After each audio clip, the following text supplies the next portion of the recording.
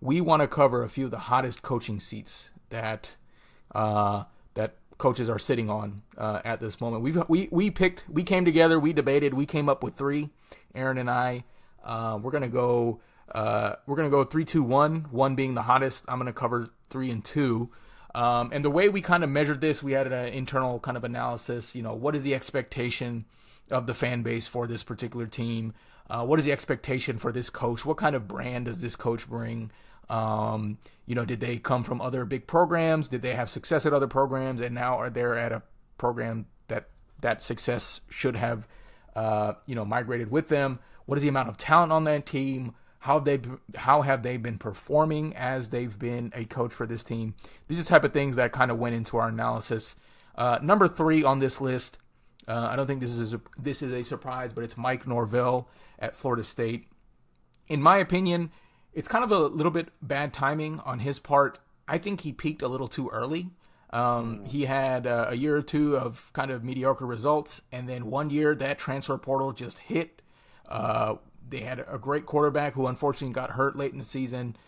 They had great talent all around offense and defense. But then when key players got hurt and then, they got snuffed from the playoffs, and then that team probably just kind of mentally gave up. They played Georgia in the bowl game. Georgia did what they wanted to with them. And then they just have not been able to recover since then. That is unfortunately how it goes in the transfer portal era. You live by it, you die by it. And they caught lightning in a bottle that one year. I think Mike Norvell should be focused more on, high school recruiting. That's a way to build your program in a more sustainable fashion. That transfer portal, it's great for putting a couple of broken bricks here and there, but you can't build a good foundation for a house that way. They did bring in Gus Malzahn. We talked about that earlier. Obviously, offensive coordinator. He's made a name for himself in what he's good at. But I don't know if that's going to address all the issues that they had on the defensive side of the ball. They didn't have a great transfer portal class to kind of shore up those problems that they had. So for us, Mike Norvell is on the 3rd hottest seat in America. Number 2 is Brian Kelly at LSU. He has a great opportunity to rewrite everything that's been written about him so far this year. They have so much talent. Garrett Nussmeier is a Heisman favorite. He has weapons all around him. Defense. They're in the top list of transfer portal class. So they actually did, address areas of issues that they had last year. My question to you, Aaron, where does he go from here if he doesn't have a successful season? And secondary question, what is considered a successful season for him?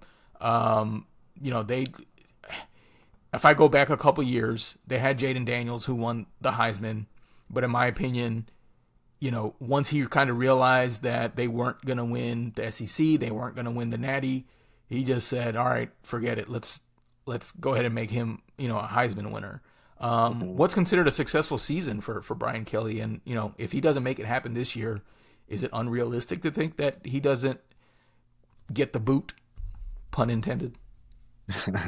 Sure. So here's what I see as successful in my eyes and what I consider to be, it's an assumption, but the LSU standard, right? Mm-hmm. So I think first things first, he's got to beat his rivals, right? He's got to find a way to beat Alabama this year.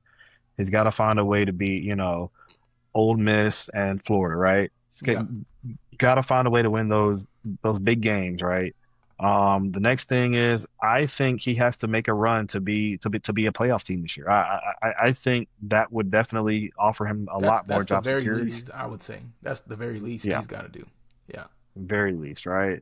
I mean, he has theoretically everything he needs. He has, a very veteran quarterback in the SEC, one that's been successful, and Garrett Nussmeier. So I mean, the excuses are very, slim to none right now this Yeah. year. If he does get the boot, I think it would have to be a 7-win or less season for him to get the boot. Mm-hmm. And where They, does he they go went, from here? yeah. I was gonna I say they think went it 9-4. Can he do that again? Can they go 9-4 again? I I think think 10 it, or 11 is like the minimum for these guys. yeah, just because of the standard that's, Yeah. there at LSU. Yeah, 9-4, that's tough. That, Yeah. that's very tough. But where does he go if he doesn't have a successful season? Honestly, out of the SEC probably. Yeah. For He could sure. have end up at a Big 12 or an ACC school or a coordinator somewhere else. But Yeah. it's all speculation and assumptions right now, right? Yeah. Yeah. All right. So that's numbers 3 and 2 on the hot seat. Who's number one? Okay. Okay. So number one that we have on our list is Hugh Freeze at Auburn. Okay. Okay. So let's talk about, Hugh Freeze and the Auburn Tigers. First things first, he is an offensive guru. We've seen him have plenty of success all the way to a couple years back at Liberty. He's a really, really good recruiter. And this season, he has some really, really good home game leverage against his rivals. So he has Bama at home and he has UJ at home. So, Nice. you know, having those games at home could have a big impacts. Yep. Um, some of the weaknesses surrounding his season and his team this year, quarterback instability. I'm sure you've seen or heard about, Jackson Arnold and how he's easing the defense up to Yeah. give him confidence. That was, Which you, you I feel know, like that does a kind of reverse psychology. If I know that the defense is being soft on me, that's kind of hurting my confidence, right? exactly. And then at a very, basic level, it's not gonna make you better. Yeah. It's not iron sharpening iron and actually giving you full game speed and full competitive play, right? And so, um, there was, recently in one of the news articles that I read earlier, he was saying that there's potential that all three of his quarterbacks on the roster right now have the potential to play at Baylor in that game opener. Mm-hmm. Um, Mm-hmm. to me, it helps nobody except maybe your younger players who don't have experience, but I don't think that's going to help Jackson Arnold's confidence either if he only Yeah. gets, half of a game of reps and then somebody else is getting in reps with the offense to try to grow chemistry, Yeah. So Not against Baylor. it's That's a quality. I mean, that's a quality team. You do that against sorry, like someone else. I don't know, a Marshall yeah, or something. But yeah. exactly. So it's going to be very interesting to see how that quarterback room turns out and who is going to be the guy that comes out and stands out. Um, Another thing that's a weakness on his I guess job security right now, his poor performance and in the SEC and his rivalry record. So Mm-hmm. last year, the Auburn Tigers, they finished 5-7. They had really, really, really poor performance in one possession game. So three games last year, Cal, Oklahoma, and Missouri, they were lost by 7 points or less. Yep. Um, Yep. that right there is the difference between a bowl game. Uh, it's the difference between him not even being in this conversation if you win those three Right. games. So Yep. he's gotta find a way to gain some strength and finish strong in those close games. Yeah. One Hmm. thing about hot seat conversations that's always interesting to me is like there's obviously other guys that we left out. A couple honorable mentions.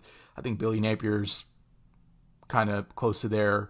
Lincoln Riley, he's got high expectations, but it's like at some point, if they're all on the hot seat, how many of them are actually on it? Like if schools start firing one or two or three of them, do the other schools think like, oh well, if they're gonna have new coaches, then we actually have a higher degree of opportunity to actually like win next year. Maybe we'll keep our guy one more year. Like in a vacuum, yes, each school maybe wants to fire their guy, but like if other schools starts firing their coaches, do you fire yours? That's just a hypothetical question, just something that I think about. Any other thoughts on the hot seat stuff? Sure. So yeah, opportunities, right? We talked about a lot of what could be wrong or is, has him in this predicament. He does have, transferred Jackson Arnold, even though it's a guy that he's trying to put confidence in a new program. He can really integrate, his offense around somebody who showed strong performance in the past, Um, he has returning experienced receivers and offensive line, so there's definitely opportunity there to have a Yep. decent year. Yep. Um, Lastly, the threats, right? So things that can, just continue to create this narrative. If you don't compete in your in conference game. So Georgia and Bama, again, they have both of these games at home. I think you have to try to at least get one. Mm-hmm. Mm-hmm. For sure. You know, I don't think people they, are they, expecting to get both, but you got to get one. you got to get one. They're cream of the crop. They're your rivals. A lot of people stand by the standard of I don't care what happens, we don't lose to our rival. Right. And so yeah, that's my take on Hugh Freeze and Auburn this year. It'll be interesting to see what happens, but giving your quarterback fake confidence, Mm-hmm. I'm not sold on it yet.